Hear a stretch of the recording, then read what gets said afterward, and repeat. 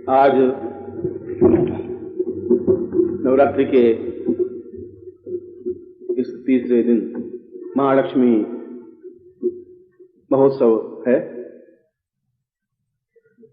और उसको हम पूर्णता के साथ संपन्न करने की ओर अग्रसर हैं। पिछले शिविरों में और इस शिविर में मैं एक अंतर अनुभव कर रहा हूं। वो अंतर यह है कि तुम लोगों में उत्साह बहुत है, जोश बहुत है और ये अच्छी बात है। जब आदमी में एक उत्साह होता है, एक लगन होती है, एक धुन होती है, जिज्ञासा होती है, तो वो आदमी सफलता प्राप्त कर लेता है। और एक कमी भी है। कमी इस बात की है कि तुम्हारे चेहरे पर मुस्कान मुझे दिखाई नहीं देती है।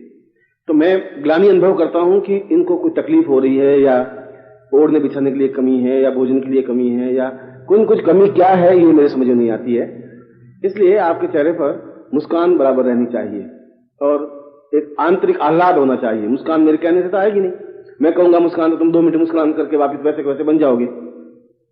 ये एक जड़ता है। मुस्कान नहीं आने का मतलब जड़ता है। मुस्कान, हास्य और नृत्य, ये 3 जीवंतता है। और आलस्य और निर्बलता और उदासी, ये 3 मृत्यु है। मृत्यु का मतलब कोई शमशान में जाने से मृत्यु नहीं होती। जो बिल्कुल उदास रहता है, ये 24 घंटे उदास ही रहता है, वो समझ लीजिए कि मरा हुआ है। ऐसे कई समाज में लोग होते हैं, आप उनके घर जाएं तो चाहे वो 40 साल के होंगे तो ऐसे ही बात करेंगे कि बस कुछ नहीं है, साला घर में भी बहुत झांझ ही है, कुछ है नहीं, अब ऑफिस में भी साला अफसर ऐसा मिला है, वो ऐसे नेगेटिव ही सोचते रहेंगे, तो समझ लीजिए मरे हुए। ये यूं चल रहे हैं। तंत्र का कभी कभी ऐसा इफेक्ट भी होता है, मुर्दे भी चलते हैं। यही तंत्र है। गुरु जी ने सिखाया है कि मुर्दे कैसे चलते हैं, बता देना, देखो ये मुर्दे चल रहे हैं। ऐसा होता है। एक बार था, बाप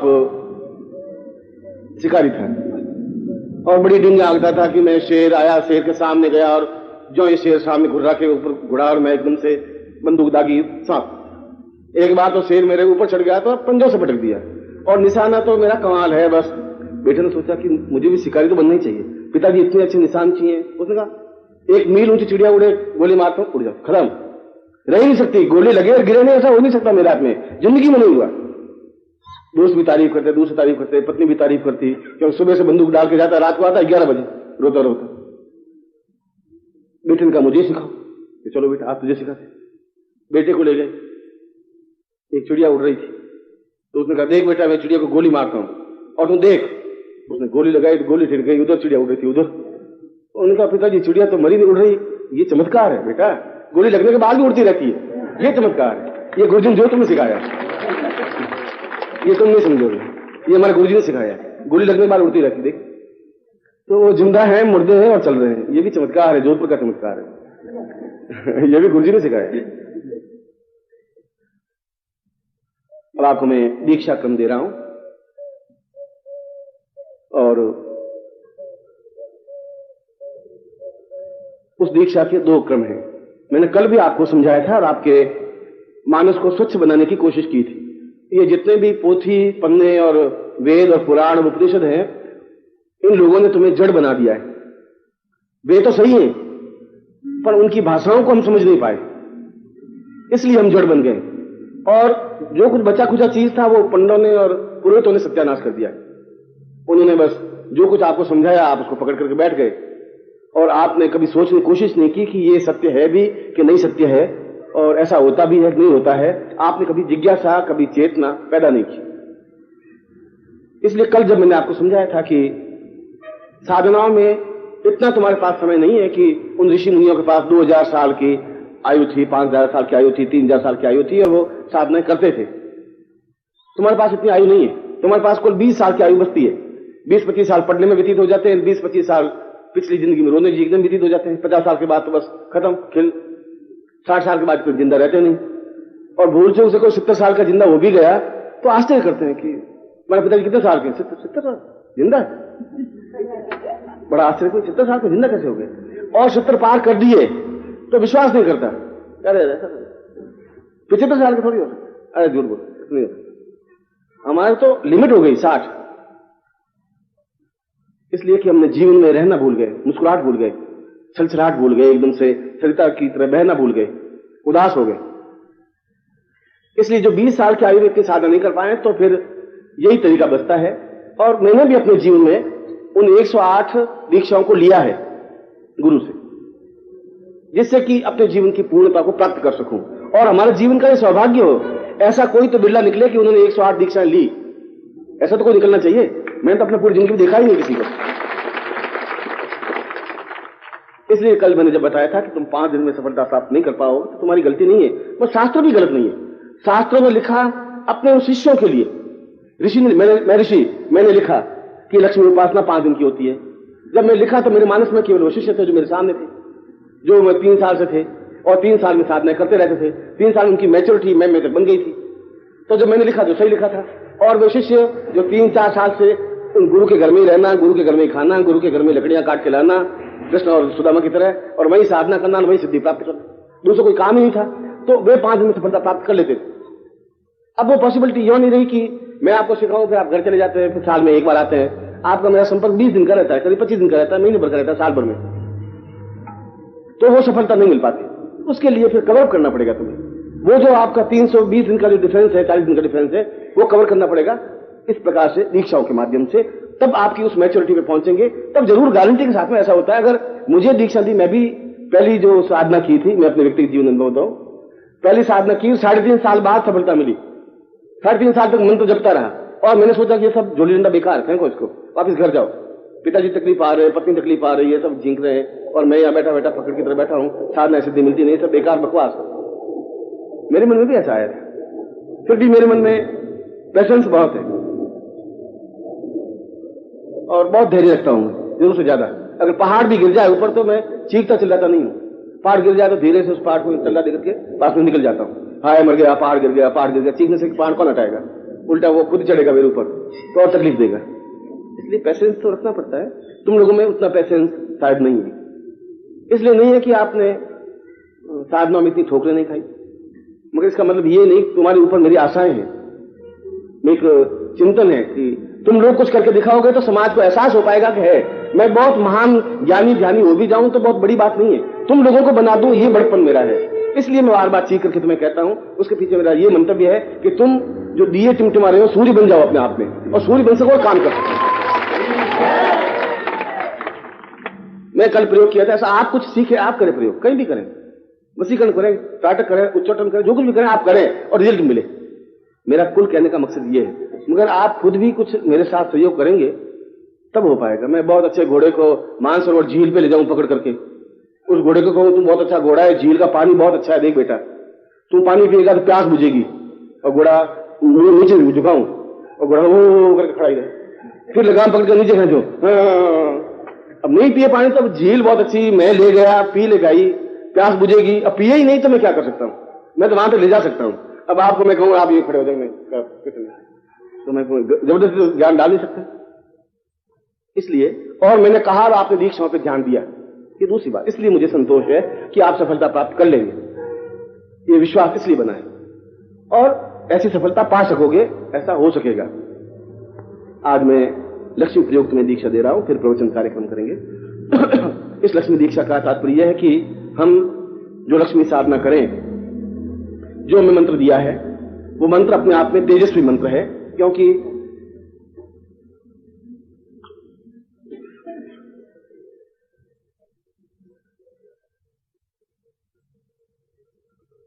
इसलिए तेजस्वी मंत्र है कि अपने आप में चैतन्य मंत्र है, विश्वामित्र द्वारा प्रणीत मंत्र है, ब्रह्मांड से उत्पन्न मंत्र है, और जिन जिन लोगों ने भी इसको सिद्ध किया उसने सफलता पाई है, मैंने पाई है। मैं आपके सामने उदाहरण हूं। जब मैं आपको कह रहा हूं कि ये तुम बीज हो और बीज जमीन में मिल जाता है, नीम का पेड़ तुम्हें दिखाई दे रहा है, आज से 5 साल पहले तो यहाँ नीम का पेड़ था ही नहीं, आज इतना बड़ा पेड़ है, नीचे 400 300 200 आदमी बैठ जाते हैं। तो 5 साल पहले तो ये छोटा सा बीज था और जमीन में पड़ा हुआ था, मगर बीज ने थोड़ा बाहर निकले, थोड़ा हवा मिली, इसको खाद मिला, आज पेड़ बन गया। 5 साल में पेड़ बन गया।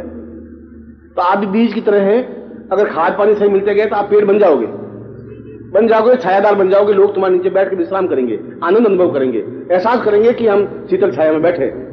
बीज गड़बड़ नहीं है तुम्हारा, तुम सही हो, मगर तुम्हें खाद पानी सही नहीं मिल रहा है। घर जाते हो तो परिवार वाले कहते हैं क्या चक्कर में पड़ रहे हो, कहां चक्कर काट रहे हो, ये बेकार है, क्या होता है इसमें, ये सब ढोंग पखंड है, तुम समझ से कुछ हो नहीं, आसपास वाले कहते हैं, चाचा कहते हैं, मामा कहते हैं, सब यही कहेंगे, नेगेटिव बात ही करेंगे। तुम अकेले कहां तक जूझोगे, फिर तुम हथियार डाल देते हो कि चलो अब नहीं जाएंगे। ये तुम्हारी कायरता है, बुज़दिली है। जब एक बार निश्चय कर लिया तब एक बार उस निश्चय को पूरा करना चाहिए। इसलिए लक्ष्मी प्रयोग का मतलब है कि तुम्हारे शरीर में ही उस लक्ष्मी को स्थापित कर दें। शरीर में स्थापन करने का मतलब है शरीर का प्रत्येक रोम रोम अपने आप में जागृत और चैतन्य हो जाए, और जो डिफरेंस मंत्र जाप का है जो तुम होठों से नहीं कर सको, वो तुम्हारे रोम रोम मंत्र जाप करके कर सके। आप ही नहीं बोल रहे, आपके रोम भी बोलते हैं। आपका एक मुंह नहीं है, आपके पूरे शरीर के जितने रोम है वो सब मुंह है। इसलिए कहते हैं कि भगवान विष्णु जब क्षीर सागर में सोते हैं तो एक लाख फण वाला वासुकी उसके ऊपर छाया करता है। लाख फण तुमने देखे नहीं, और वासुकी अपने आप में कोई शर्त तो है नहीं, बस मनुष्य है, अंगरक्षक है, और इतना अंगरक्षक है क्योंकि प्रत्येक रोम प्रत्येक मुंह से उसकी रक्षा का शब्द निकलता रहता है। इसलिए वो सहस्त्र या 1,00,000 मुंह वाला। रावण के 10 हाथ थे या 20 हाथ थे, तो कोई 20 हाथ लगे हुए नहीं थे या 10 सिर को जुड़े हुए नहीं थे, ये तो हमने चित्र बना दिया है। उस बाद 10 एक ऐसे आदमी थे नए, बिल्कुल समर्पित थे, इसलिए वो 10 मुंह हाथ वाला और 20 हाथ वाला बना। मेरे साथ भी 2 आदमी बहुत कर्मठ हो जाए तो मेरे भी 4 हाथ या 6 हाथ हो जाएंगे। 2 हाथ मेरे, 2 हाथ इसके, 2 हाथ इसके, 6 हाथ वाले हो गया। 2 एक आदमी और मजबूत मिलेगा, 8 हाथ वाले हो जाऊंगा। प्रतीक समझना चाहिए, वो प्रतीक है। आपने बस वो 10 मुंह बना दिए, 10 मुंह में खाना खिला दिया। वो वहां मुरादाबाद के पास में एक मंदिर है रावण का, और लोगों ने राम जी का मंदिर बना, रावण जी का मंदिर बना दिया। पूरा मंदिर है, लोग दर्शन करने जाते हैं, भोग लगाते हैं, और बड़ा एक आश्चर्यजनक है। उसके नैनीताल के आगे कोई स्थान है, सेनेटोरियम है, उस सेनेटोरियम के आगे की जगह मुझे याद आ जाएगा, वहां पर रावण का मंदिर, उस रावण के मंदिर 10 मुंह बनाए हुए, और रोज उस मुंह में लड्डू डाले, हर एक आगे लड्डू डाले रावण के मुंह में, और रावण खड़ा मुंह से बट दिए हुए खड़ा, और बिल्कुल साहब बहुत जोश में। मैंने कहा कोई ऐसा भक्त होगा बेचारा, बढ़ा दिया रावण का मुंह। दुर्योधन के मंदिर तो देखे कई, यहां पर हरिद्वार के आगे हैं मंदिर, कई मंदिर हैं जहां दुर्योधन के वंशज रहते हैं, मगर रावण का मंदिर पहली बार देखा उत्तर भारत में। दक्षिण भारत में तो थे, मगर ये तो अपनी अपनी श्रद्धा की बात। कभी उस पर चर्चा फिर कभी करेंगे कि रावण क्या था कैसा था। अभी तो लक्ष्मी जी पर आ जाए, चर्चा उसकी करें। इसलिए मैं आपके शरीर में लक्ष्मी स्थापित करना चाहता हूं, जिससे कि आपका प्रत्येक रोम, प्रत्येक अणु, प्रत्येक कण उस मंत्र को ध्वनित कर सके जो मंत्र मैंने कल आपको बताया है। आपके पास नारियल है और यज्ञोपवीत है। नारियल कोई बहुत पवित्र चीज नहीं है कि नारियल से ही तुम्हारी श्रद्धा और महानता बन जाती हो। नारियल का मतलब है कि नारियल नीचे पड़ा हुआ है, और नारियल का मतलब है सिर, हमारी बुद्धि। उसको हम नीचे रख करके दीक्षा ले रहे हैं, ये अर्थ है उसका। को नारियल को रखने से कोई भगवान नहीं मिल जाते हैं। नारियल तो एक प्रतीक है, तुम उस नारियल को लेकर के बैठ के बस ये नारियल। ऐसे कैसे तुम मानेंगे कि हम बहुत श्रद्धावान झुके हुए हैं। इसलिए शीश उतारे भूमि धरे, वो पैर से घर माई। तो शीश काटे और जमीन पर रख दे।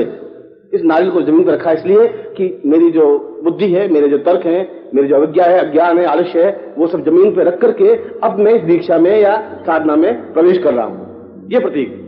बुद्धि के माध्यम से तुम दीक्षा कैसे लोगे? बुद्धि तुम्हारी कैसे इसको एक्सेप्ट करेगी? बुद्धि कैसे हटाओगे? वही प्रतीक रूप में। इसलिए नारियल का जीवन में महत्व दिया है। इसलिए इसको खोपड़ा कहा गया है। खोपड़ा कहते हैं कई जगह। खोपड़ा का मतलब ये खोपड़ा जो तुम्हारा बहुत तकलीफ दे रहा है, तुमको और मुझको दोनों को दे रहा है, इसलिए मैं नीचे रखवा रहा हूं। थोड़े और ज्यादा होंगे तो चाकू मार करके नीचे रखेंगे खोपड़े को तुम्हारे। करेंगे ऐसा? नहीं मानोगे तो कुछ नहीं तरीका। अभी तो प्रतीक रूप में रख रहे हैं। और हाथ में लेने का मतलब है कि ये मेरे हाथ में है और आपके चरणों में समर्पित है। यज्ञ पवित्र का तात्पर्य है कि मैं अपने इस साधना में इसलिए भाग ले रहा हूं, 3 धागे हैं और मेरे पास 3 ऋण है। देवताओं का ऋण है, उन्होंने मुझे पानी दिया है, देवता ने ये हवा दी है, वायु देवता है, जल देवता है, आकाश देवता है, सूर्य देवता है। ये ऋण है मेरे ऊपर कि वो दे रहे हैं, कुछ नहीं दे रहे हैं। पितृ ऋण है और तीसरा मनुष्य ऋण है। इन तीनों ऋणों को मैं शरीर पर धारण कर रहा हूं, हृदय के ऊपर से। हृदय धरता रहेगा, मुझे याद आता रहेगा, ऋण है, मुझे उतारना है। और तीनों ऋणों का समन्वय रूप गुरु ऋण है। उस गुरु ऋण को याद दिलाने के लिए उस यज्ञ पवित्र को धारण किया हुआ है। इसलिए इन दोनों चीजों को आपके सामने रख करके फिर मैं आपको दीक्षा दे रहा हूं। हाथ जोड़ दीजिए और गणपति को स्मरण करिए। सुमुखश्च एकदंतश्च कपिलो गजगर्णकः लंबोदरश्च विक्टो विघ्नाशो विनायक धूम्रकेतुर्गणादिक्षो भालचंद्रो गजानना द्वादशैतानि नामानि अपठेष्वादपि विद्यारंभे विवाहे च प्रवेशे निर्गमेधा संग्रामे संकटे चैवाविघ्नस्तस्य न जायते शुक्लांबरधरं देवं शशिवर्णं चतुर्भुजं प्रसन्नवदनं ध्याये सर्वविघ्नोपशान्तये लाभस्तेषां जयस्तेषां कुतस्तेषां पराजय येषामिन्दे वृष्यामो हृदयस्थोऽपि जनार्दन अभीप्सितार्थ सिद्ध्यर्थं पूजितो यं सुरासुरैः सर्वविघ्नहर्तस्मै गणाधिपतये नमः। श्रीमन्महागणाधिपतये नमः। लक्ष्मीनारायणाभ्यां नमः। उमामहेश्वराभ्यां नमः। सचिपुरन्दराभ्यां नमः। मातृपितृचरण कमलेभ्यो नमः। इष्ट देवताभ्यो नमः। कुल देवताभ्यो नमः। ग्राम देवताभ्यो नमः। वासदेवताभ्यो नमः। वाणी हनगर्भाभ्यां नमः। स्थिपुरन्दराभ्यां नमः। सर्वेभ्यो देवेभ्यो नमः। सर्वेभ्यो ऋषिभ्यो नमः। सर्वेभ्यो ब्राह्मणेभ्यो नमो नमः। तत्रादुमां पुरुषाम अधास्मानम सूर्य साक्षिणे सूर्यं प्रारब्धेषां सूर्यं दरि सूर्य को आत्म ओम चक्षुदेवहितं पुरुषता चक्रमुचरदा पश्येम सरदातं जीवेम सदा सद्घोषणीयां सदा सतं पद्वासपूर्यां आयथा पूर्वां अथोस्मानं सकृते कल्याणतां एधो आवाहयामि सा चिंत्यामि सूर्य साक्षिणे कलम पाद्यतां लक्ष्मी आवाहयामि आबद्धयामि तां मम शरीरे मम देहे मम प्राणे सा चिंत्यामि मां पूर्ण आकस्मिक लक्ष्मी प्राप्ता निमित्तं सर्व सुख सौभाग्य धन धान्य यश प्रतिष्ठा ऐश्वर्य अभिवर्धे तां अष्टलक्ष्मी सहस्रलक्ष्मी आवाहयामि तां शरीरं प्रविशन्ति सां मधुस्गोत्रस्य नानद श्रीमाली सां निखिलस्वन्ति पूर्णत्व प्राप्ता निमित्तं सा चित्तं दीक्षां प्रारब्धे स्वं नमः। नीचे कर दीजिए। अब यज्ञ पवित्र को ऊंचा उठाइए।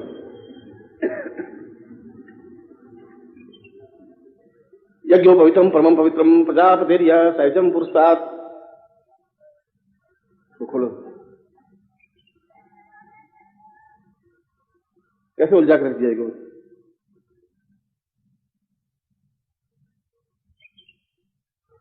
ब्रह्मविदं प्रजापतिर्य सहजम पुरुषात् आयुष्मुगम प्रतिमुनि शब्दम यज्ञोपवितम बलवत्तेज हितां तेनो बन्हीयामि। गले में पहन लीजिए इसको और पुराना यज्ञोपवित हो तो उतार दीजिए। एतावदन पर त्वं ब्रह्म त्वं धार्तमया जीर्णत्या परित्यागो गच्छ सूत्र यथा सुखम।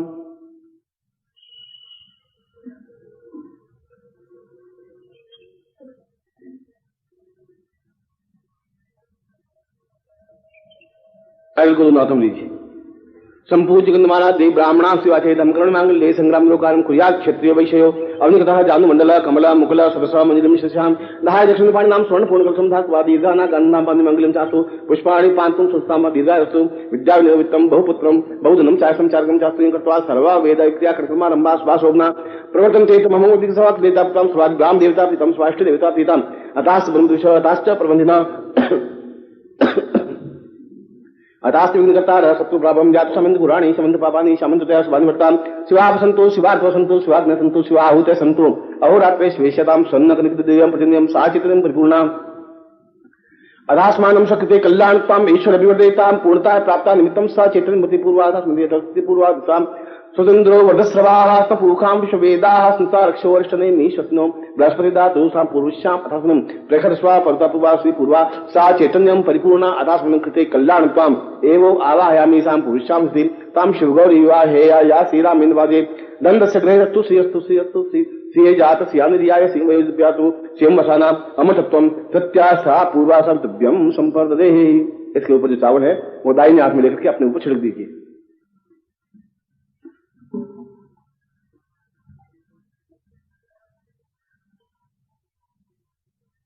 नीचे रख दीजिए नारियल, हाथ जोड़ दीजिए। गुरुर्ब्रह्मा गुरुर्विष्णु गुरुर्देवो महेश्वर गुरु साक्षात् परब्रह्म तस्मै श्री गुरुचरण कमलेभ्यो नमः। ध्यान मूलं गुरु मूर्तिर्पूजा मूलं गुरुपदम मंत्र मूलं गुरो वाक्य मोक्ष मूलं गुरु कृपा मूकं करोति वाचालं पंगु लंघयते गिरिं यत्कृपातं वन्दे परमानन्दमाधवं गुरुचरणेभ्यो समर्पयामि। तत्रादौ एवाहयामि तां लक्ष्मी आबदने संकल्पं कुर्यात्। दाहिना सामने करिए और मंत्र से या विचारों से ऐसा कि जिसमें मेरे हाथ में जल है वरुण को आह्वान करिए। ओम वर्णुष्योतम भनमसी वर्णुतो वर्णुष्य रेतसदन्यसि वर्णुष्य रेतसमासी मम हस्ते वर्णम आवाहयामि स्थापयामि नमः। अब मैं संकल्प बोल रहा हूँ।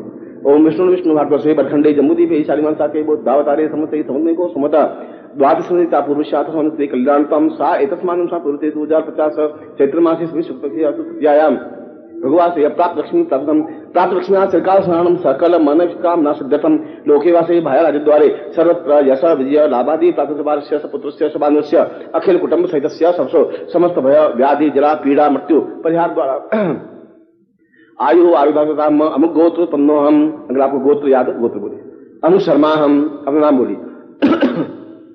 त्वाम पूर्णताय प्राप्ताय निमित्तम स चैतन्यम एतस्मानम साधिति स नालिकेर सा पूर्वा सा नालिकेर सा पुरुषम तस्मानम स पुरुषे ताम पूर्व ताम शिष्यत्वम आवाहयामि सा पुरुषम अथोस्मानम शक्ति कल्याणतम दीर्घश्याम ताम पूर्णता प्राप्तम लक्ष्मी आबद्धाय लक्ष्मी तुभ्यम संपर्दे।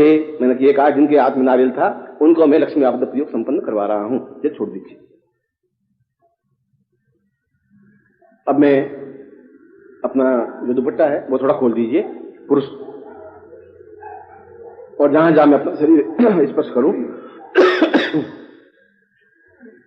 रात्रि को वहां जहां मैं शरीर को स्पर्श करूं आप भी वहां शरीर स्पर्श करें। ये बनियान खोल।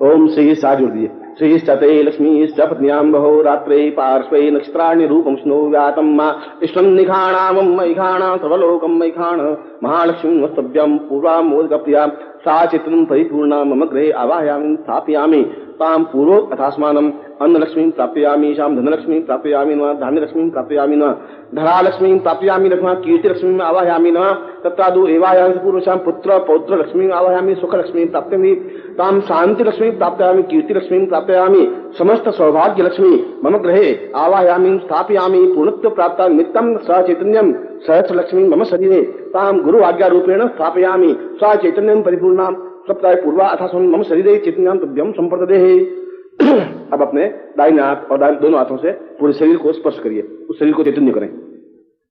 ओम पूर्वो सा कृतां कल्याणतां स चैतन्यं परिपूर्णा अथास्मानं सा दिव्यो सा दिव्यतां पूर्वा सा दिव्यते अथास्मानं सा नेते भूतास्मि सर्वा नेते म शिरो शिर को स्पर्श करिए। सौ शिरो सा मुखे सा नेत्रो सा ग्रीवायां सा अभे सा वक्षस्थले सा नाभो सा उदरो सा हस्तो सा पूर्व सा पादे सा जंगेषु चरणेभ्यो तां कस्त्रेभ्यो समस्त शरीरेभ्यो चेतयं जागृतं सा विश्वामित्र प्रणीत मंत्रेण ओम पूर्वो सदा सा पूर्वो सा चिंतया कर्तां शरीरे सां जागरयामि त्रोटया त्रोटया दीप्तं दीप्तं उद्दीप्तं उद्दीप्तं कृतं कृतं कल्याणतं कल्याणतं पूर्णत्वं पूर्णतं सा चैतन्यं चैतन्यं अग्निरूपेण चैतन्यं जागृत रूपेण चैतन्यं क्रियरूपेण चैतन्यं आवाहयामि साहयामि समस्त शरीरेभ्यो विविध लक्ष्मीभ्यम आवाहयामि स्थापयामि तुभ्यं तुभ्यं संप्रदे।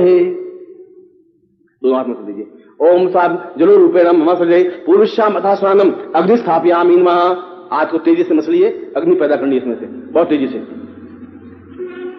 आग की लपट निकलनी चाहिए। आग से लगा ऐसा क्या धीरे धीरे क्रोध मुद्रा में और तेजी से साथ निकालिए आग को। आंख में क्रोध निकलना चाहिए और हाथ में आग निकलनी चाहिए। समस्त शरीरेभ्यो ओम अग्नि स्नानम समर्पयामि नमः।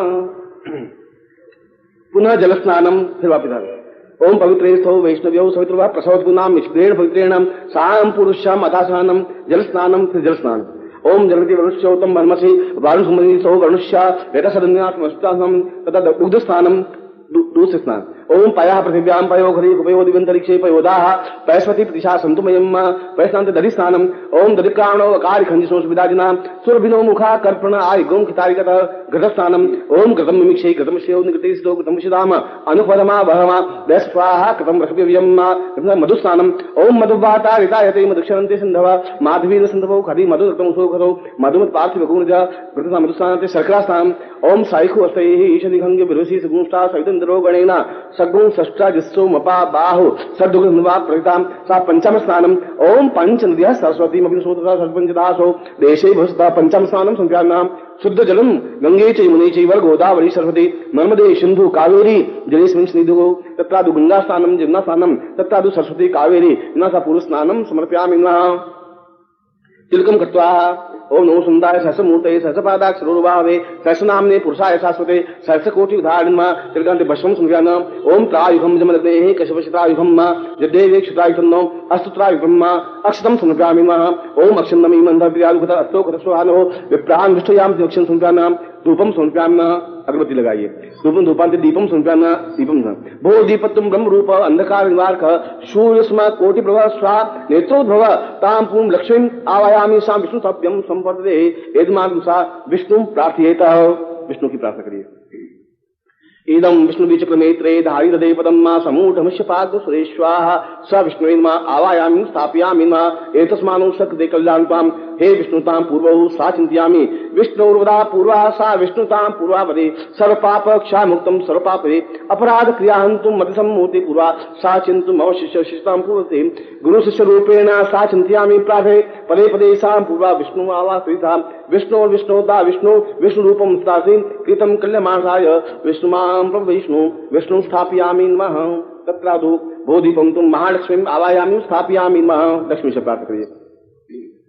लक्ष्मी त्वया महादेवी स्थिते पूर्वनिर्वा समुद्रो वस्नो देवी शाम पूर्णतां प्रभा कीर्ति लक्ष्मी सदा कर्तुं पूर्णतम पर्वते वरा सदा पूर्वा सदा मेधं पूर्वतीं लक्ष्मी सदा बधे मेधा लक्ष्मी आवायामि पूर्वस्यां सर्वं सदा आवायामि आगच्छन्तु मम शरीरे स्थापयं तथा धनं लक्ष्मीं धरा लक्ष्मीं पूर्णलक्ष्मी सदैव च कृते कल्यमाणेन आवावदा पूर्वसे ता एवं पुत्र पौत्रोश्च लक्ष्मी आवाहयाम्यहम् एवं मां वदाम्यामि शतन्ति पूर्वा श्रीपूर्वा ता एवायामि भवनं पा पुरुषीं भवन लक्ष्मी वदा रूपा धुन्ति पूर्वसेनि धरा लक्ष्मी धरा रूपं धरा देवी धरा मयि मयि शान्ति भाति महालक्ष्मीं प्रचमे समुद्र वस्मी देवी क्रियमाणा वाहन्त्वे सर्व सहस्र रूपेण महालक्ष्मी आवायामि स्थापयामि गुरु आज्ञेन स्थापयामि न सूर्य साक्षिणे आवायामि न जल साक्षिणे आवायामि स्थापयामि न निरंतर समुद्रं त्वां सूर्यचंद्र साक्षी रूपेण मम हृदय मम प्राणे मम देहे त्वां स्थापयामि कल्याणकं तुभ्यं संवर्धते।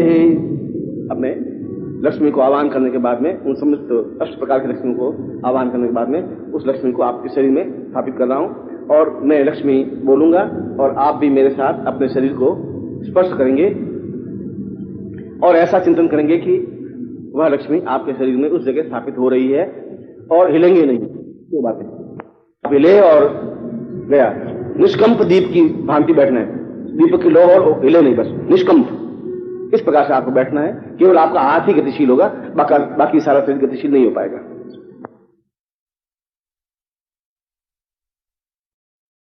ओम एवायामि पुरुष्याम अथास्मानं सन्निभो पूर्वा अथास्मानं सा कल्याणकं कृते पूर्वां सिद्धास्मा संस्थितेन तां सिद्धास्सं प्रति पूर्वा विश्वामित्र प्रणीता विश्वामित्र ऋषयो आवाहयामि आगच्छन्तु त्वाम् आचार्य भव एस्मानं त्वाम् आज्ञां परिपालयते तां पुरुष्याम् उग्र रूपेण सा लक्ष्मी सहस्र मुखेन लक्ष्मी सहस्र रूपेण लक्ष्मी सहस्र देहेन लक्ष्मी ताम् आवाहयामि मम शिष्यत्वं प्रत्येक ग्रह शरीरम प्रविश्यन्ति शाम पूर्णत्व प्राप्त निमित्तम सा चैतन्यम परिपूर्णम कृते कल्याणकं ताम अमुक गोत्रोत्पन्नोहम। अपना गोत्र बोलिए और गोत्र याद नहीं हो तो विश्वामित्र गोत्र बोलिए और विश्वामित्र गोत्र याद नहीं हो तो सीमाली गोत्र बोलिए।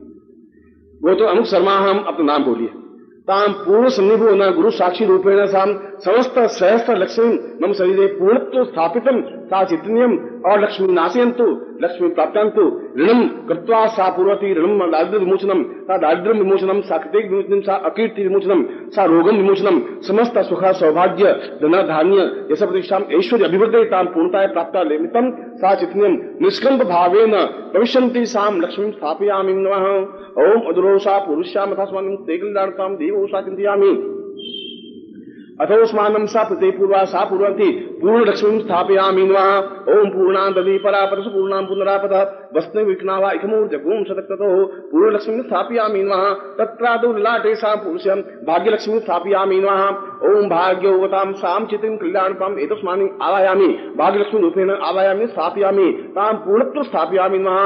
नेत्रो दिव्य लोक लक्ष्मी स्थापयामि नेत्रो दिव्य लक्ष्मी स्थापयामि नमः। दिव्योत्तां पूर्वा अथास्मानं कल्याणकं दिव्यो हो सदिव्यो हो सदा सा नेत्रो सा ब्रह्मांड सा पुरुषा दिव्य नेत्रु सा पूर्वाधम दिव्य घ्राण शक्ति नासिके घ्राण शक्ति घ्राण रूपेण घ्राण लक्ष्मी स्थापयामि नमः। एतस्मानं सा पुरुषं अथास्मानं कल्याणकं देखो न पूर्वा सा एतस्मानं घ्राणं लक्ष्मीं आवाहयामि स्थापयामि नाम मुखे सां पुरुषं कल्याणकम् वचन सिद्धि लक्ष्मी प्राप्यामि सा वचन सिद्धि सा मुखे जाम जिह्वाग्रे स्थापयामि नः एतास्मानं सवाक्यं प्रविशन्ति सा पूर्णत्व प्राप्ता निमित्तं वचन सिद्धि प्राप्ता निमित्तं विश्वामित्र प्रणीदिनां सा सिद्धि प्राप्ति मुखे स्थापयामि नः तत्रादु ग्रीवायां सा पुरुषीं तस्मानं सा कल्याण लक्ष्मी प्राप्यामि सा पुरुष्यां तस्मानं दीर्घस्यां सा पुरुषीं कल्याणं सा मम समस्त शरीरे समस्त पूर्ण कल्याण लक्ष्मी स्थापयामि नः तत्रादु वक्षस्थलौ तां पूर्ण बल लक्ष्मी स्थापयामि नः ओम बलदर्शि विश्वात्मकां पूर्वा तस्मानं कल्याणतां दीर्घौ सा दीर्घा सा एतस्मानं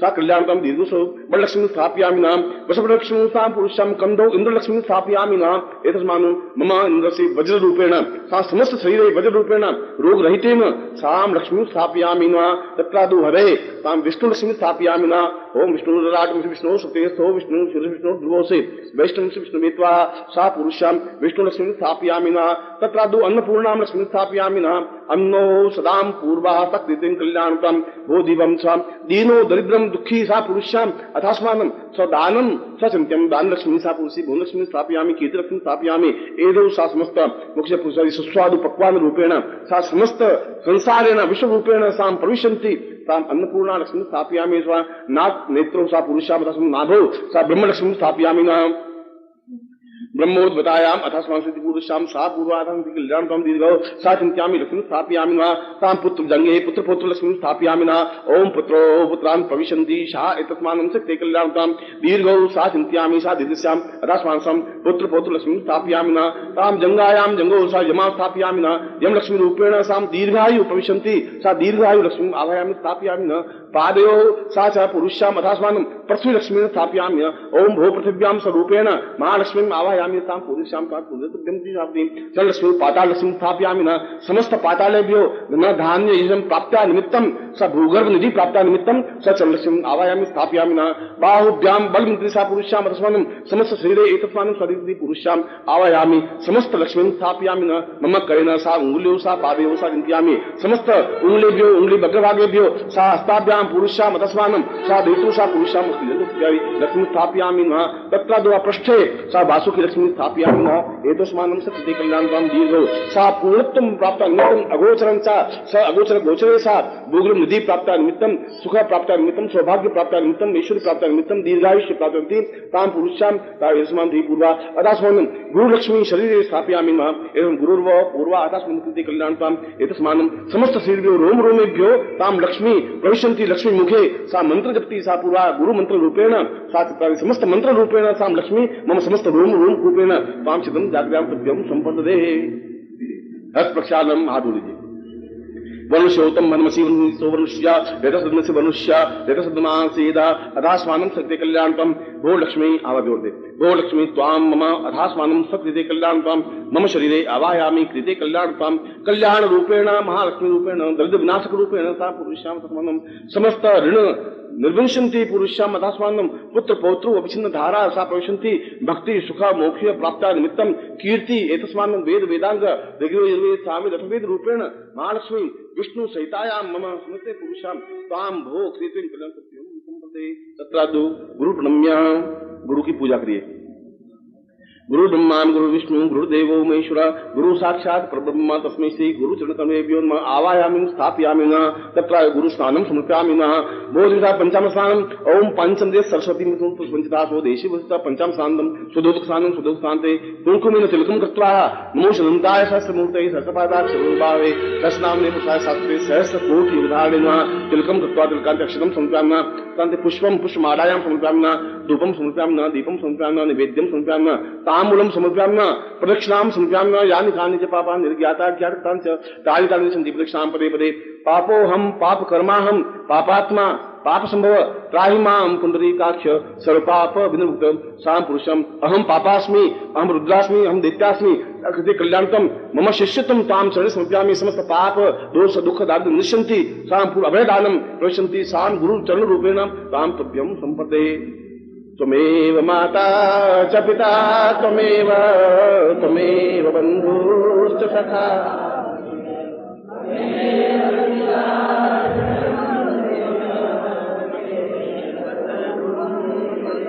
तीन बार त्वमेव माता च पिता त्वमेव बन्धु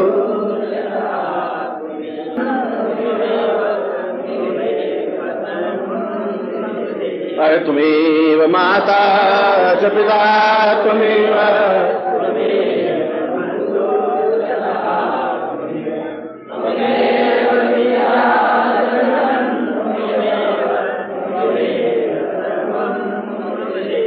अनयाम पूज्याम ऐसा दही सत्तिकाय मां समस्त शरीरेभ्यो श्रम बुद्धि बल छिद्र सा पुरुषाम त्वाम सुनि नमस्कार प्रत्याम संपदे।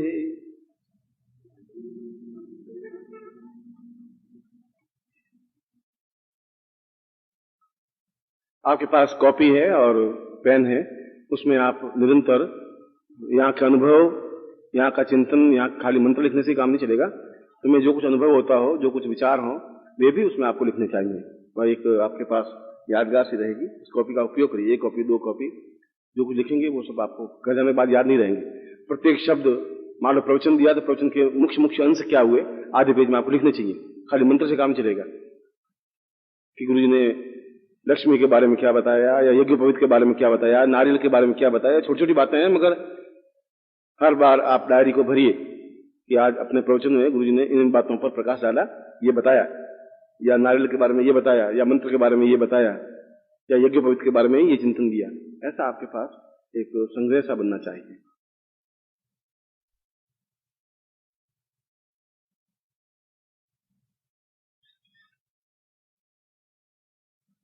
आज मैं अभी बिल्कुल लक्ष्मी के बारे में फिर थोड़े बहुत प्रयोग इसके बारे में समझाऊंगा अभी, और फिर शाम को मैं विस्तार से आपको प्रवचन दूंगा कि किस प्रकार से काली साधना के माध्यम से भी या महाकाली साधना के माध्यम से भी कुंडलिनी जागरण हो सकती है। कुंडलिनी के बारे में भी समझाऊंगा और उस काली साधना के बारे में भी समझाऊंगा।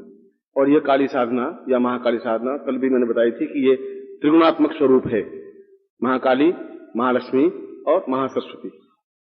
और इसमें भी महाकाली को सबसे पहले स्थान दिया। ऐसा नहीं कि महालक्ष्मी फिर महासरस्वती फिर महालक्ष्मी, ऐसा नहीं दिया।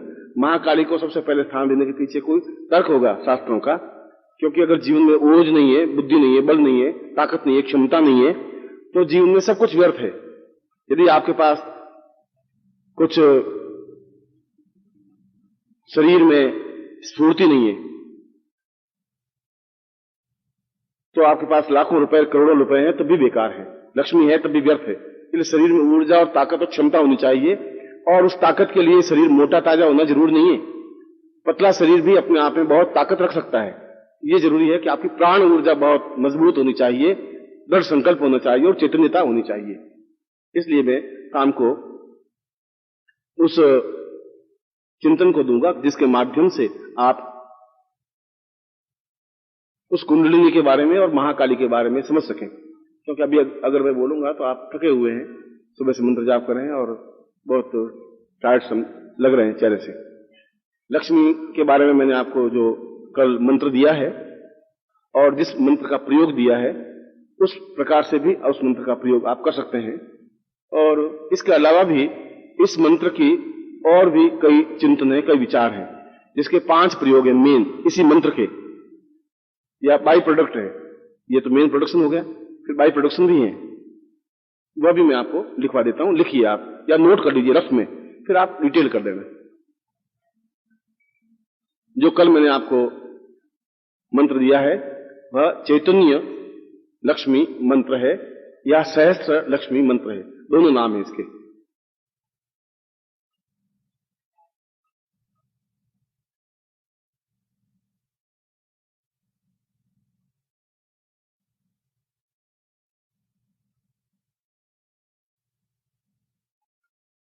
अब इसका एक प्रयोग गृहस्थ लक्ष्मी प्रयोग, मैं केवल बोलता हूं, आप पहले सुन लीजिए फिर नोट कर लेना। आप नोट कर, क्लास नहीं चल सकती। गृहस्थ लक्ष्मी प्रयोग में अगर हमारा जीवन का सारा आधार हमारा गृहस्थ है, ये जो गृहस्थी हैं, जो सन्यासी उनका भी गृहस्थ होता है, जो शिष्य हैं वे उनके गृहस्थ रूप होते हैं। उनकी चिंता वो ऐसी करती है जैसे माँ चिंता करती है या एक पिता जैसे चिंता करता है, वैसे उन सन्यासी शिष्यों की भी चिंता रखनी पड़ती है। उनकी सर्दी, जुकाम, गर्मी, बुखार, साधना में सफलता, असफलता, तो वह भी अपने आप में पूरा गृहस्थ है। इसलिए इस गृहस्थ लक्ष्मी के बारे में भी प्रयोग बताया गया है कि किसी भी बुधवार से, नोट नहीं करेंगे आप पहले सुन लें, आपकी स्मरण शक्ति मजबूत होनी चाहिए। किसी बुधवार से आप 108 चावल के दाने ले लें, जिसको अक्षत कहा जाता है। अक्षत का मतलब है टूटे हुए दाने नहीं हो, बिल्कुल साबुत दाने हो चावल के, उसको अक्षत दाने, अक्षत कहते हैं। वे 108 दाने ले लें और फिर अर्धरात्रि को, किसी भी दिन अर्धरात्रि को उस मंत्र की एक माला मंत्र जाप करें, 108 बार मंत्र उच्चारण करें। एक बार मंत्र उच्चारण करें और एक चावल का दाना अलग रखते हैं, फिर दूसरी बार मंत्र उच्चारण करें, दूसरा दाना रख दें, तीसरी बार करें, तीसरा दाना अलग रख दें। 108 दाने हैं और 108 बार मंत्र उच्चारण करें। उसके बाद वहीं पर सो जाएं जहां आपने मंत्र जाप किया है, जिस पूजा रूम में या जिस स्थान पर। दूसरे दिन सुबह जब आप भोजन बनाएं, उस भोजन में चावल जब पकाएं तो वे 108 दाने भी चावलों के साथ मिला करके पका दें और पूरा परिवार भोजन करे, उन चावलों को स्वीकार करता है, तो घर में सुख शांति रहती है। तनाव, लड़ाई झगड़े, मारपीट, ये सब कुछ कम हो जाते हैं, समाप्त हो जाते हैं। इसको गृहस्थ लक्ष्मी प्रयोग कहा गया है इसी मंत्र के माध्यम से, और इसका सीधा प्रभाव पड़ता ही है। आप पॉइंट नोट कर लें सिर्फ, फिर मैं अगला लिखवा दूं। एक अलग कागज पर नोट करना, फिर डिटेल लिख देना।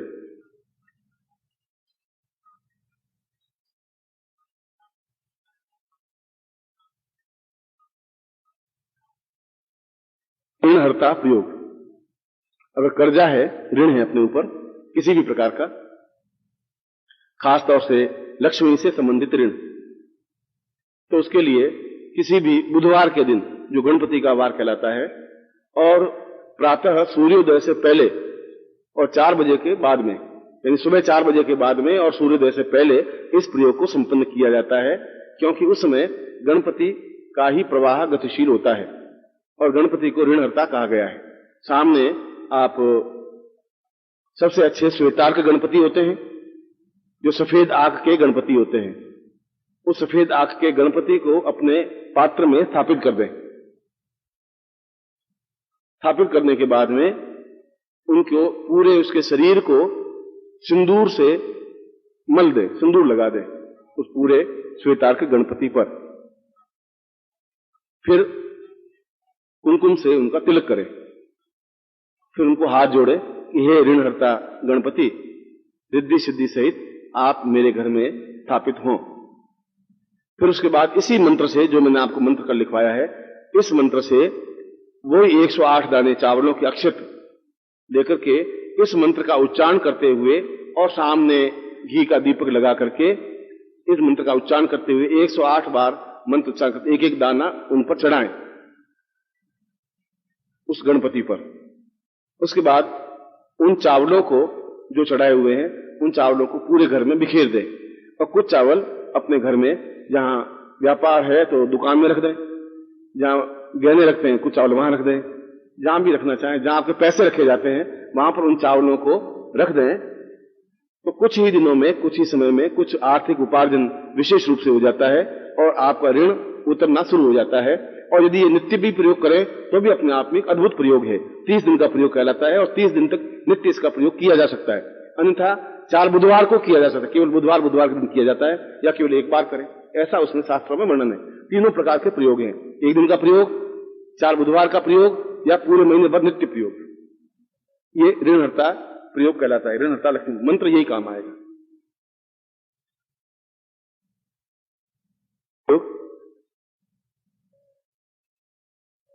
वशीकरण प्रयोग या सम्मोहन प्रयोग, इन दोनों में डिफरेंस है। वशीकरण और सम्मोहन में डिफरेंस है। वशीकरण दूसरों पे किया जाता है, सम्मोहन अपने आप पे किया जाता है। सम्मोहन का मतलब मेरी पर्सनैलिटी बहुत शानदार बने, मैं देखूं, लगे लोगों को एहसास हो कि कोई पर्सनैलिटी है, मैं बोलूं, सामने वाले पर प्रभाव पड़े, इफेक्ट हो। चाहे अफसर के सामने बात करूं, चाहे किसी व्यापारी से बात करूं, चाहे किसी व्यक्ति से बात करूं, चाहे शिष्य से बात करूं, तो एकदम से वजन पड़े, उसको सम्मोहन प्रयोग कहते हैं। और वशीकरण दूसरों को अपने अनुकूल बनाने की क्रिया को वशीकरण कहते हैं। ये प्रयोग दोनों के लिए लागू है। ये भी वशीकरण लक्ष्मी प्रयोग है इसी मंत्र के माध्यम से। मगर ये थोड़ा सा मामूली डिफिकल्ट है। आप किसी स्वच्छ थाली में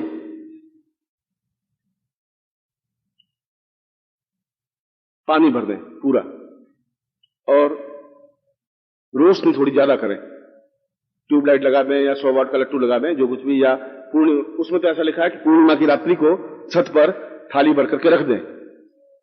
मगर ऐसा नहीं हो तो इस प्रकार से भी कर सकते हैं। और फिर पहले हकीक माला से इस मंत्र का 108 बार उच्चारण करें। फिर उस माला को ही उस थाली के अंदर रख दें, पूरी पानी में डुबो दें।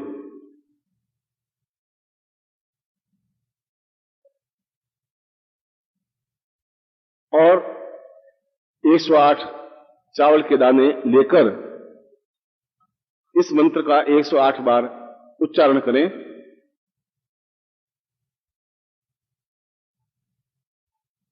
और उन दानों को किसी पोटली में बांध करके अलग रख दें।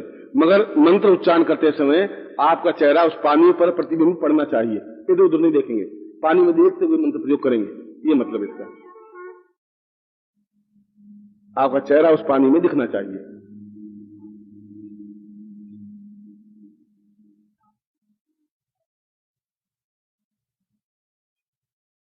के दाने यदि आप स्वयं खा लेते हैं तो सम्मोहन होता है, दूसरों को खिला देते हैं तो वशीकरण होता है। ये सब विश्वामित्र संहिता में आया हुआ है, ऐसा उन्होंने प्रयोग किया है, ऐसा होता है।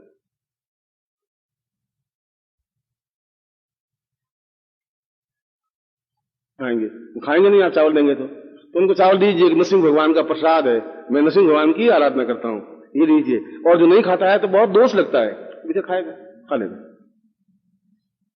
थोड़ा सा नाटक करना।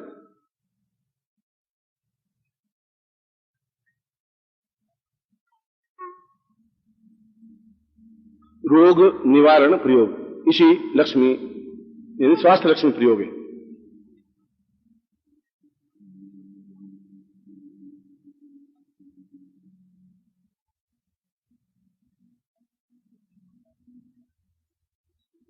घर में कोई रोगी हो, कोई बीमार हो, अशक्त हो, कमजोर हो और रोग कंट्रोल में नहीं आ रहा हो, तो आप रोगी के सिरहाने एक पानी का लोटा भर करके रख दें और उस लोटे के पास में ही खड़े खड़े ये चावल हाथ में लेकर के, थोड़े से चावल, चाहे 100 हो, 150 चावल दाने हो, जितने भी हो, उसमें कोई गणना नहीं है, और फिर इस मंत्र का उच्चारण करें 108 बार। इस ढंग से उच्चारण करें कि रोगी को सुनाई दे। और उसके बाद में वे चावल में से कुछ दाने रोगी को खिला दें। यदि पूरे खा सके तो अच्छी बात है, बाकी थोड़े से खिला दें। और फिर पानी का जो लोटा है उससे उस पलंग के चारों ओर एक लकीर सी बना दें, पानी गिराता हुआ ऐसा आबद्ध कर दें, तो उस दिन से ही रोग समाप्त होने की क्रिया प्रारंभ हो जाती है। ये आरोग्य लक्ष्मी प्रयोग है। 5वां प्रत्यक्ष लक्ष्मी दर्शन प्रयोग। लक्ष्मी का जाज्वल्यमान स्वरूप दर्शन करने के लिए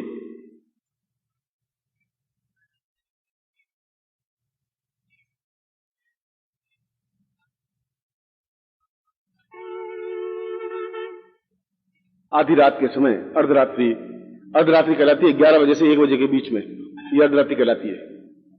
अर्धरात्रि के समय खड़े होकर के उत्तर की ओर मुंह करके और बाएं हाथ में जलता हुआ दीपक लें, कटोरी लें जिसमें दीपक लगा हुआ हो, और दाहिने हाथ में माला लेकर के इस मंत्र को जपें।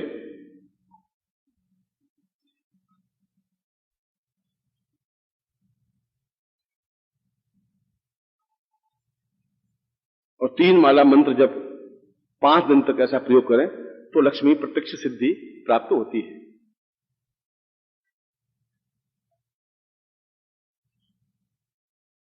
तीन माला नित्य मंत्र जाप और 5 दिनों तक मंत्र जाप। माला कोई भी हो, मंत्र जाप करें। हकीक माला है आपके पास, कमलगट्टे की माला है, स्फटिक माला है, प्रयोग है जो आपके काम के प्रयोग है, मैंने वो लिखवाया है। इसलिए जिन्होंने दीक्षा ली है उनको विशेष सफलता स्वाभाविक है, मिलेगी ही। और जब आपको ऐसी सफलता मिले या अनुभव हो तो आप अपनी बात लिख करके यहां भेजनी चाहिए, जिससे दूसरे लोग भी प्रेरणा प्राप्त कर सके। शाम को मैं प्रवचन में उस कुंडलिनी के बारे में बताऊंगा, कुंडलिनी का मतलब क्या होता है, वो जागरण क्रिया क्यों है, और इस मंत्र के माध्यम से किस प्रकार से महाकाली साधना के माध्यम से हम शत्रुओं का संहार कर सकते हैं और पूर्णता प्राप्त कर सकते हैं, ऐसा कर सकते हैं। अब अंत में चलते चलते एक बार और पत्नी को इस मंत्र से पूर्ण प्रसन्न करने का प्रयोग, वो विश्वामित्र संहिता में नहीं है, वो मेरा मंत्र प्रयोग है, इसलिए आप लिखने की जरूरत नहीं है। और यह प्रयोग सफल रहता है। जिन शिष्यों को बताया है उन्होंने बड़ा लंबा चौड़ा पत्र लिखा है, गुरुजी बिल्कुल सफलता मिली है, और इसलिए मैं आपको अनुभव बता देता हूं। बाजार से पत्नी के लिए सुंदर ड्रेस लाए, बहुत अच्छी कीमती, और कहा, गुरुजी ने कहा ये पहन तो लक्ष्मी की तरह दिखाई देगी, फिर उसको पहनाइए और फिर गहने पहनाइए, फिर आप साष्टांग दंडवत करके लेट जाइए, मंत्र बोलिए तो वो जरूर प्रसन्न होती है, ये गारंटी है।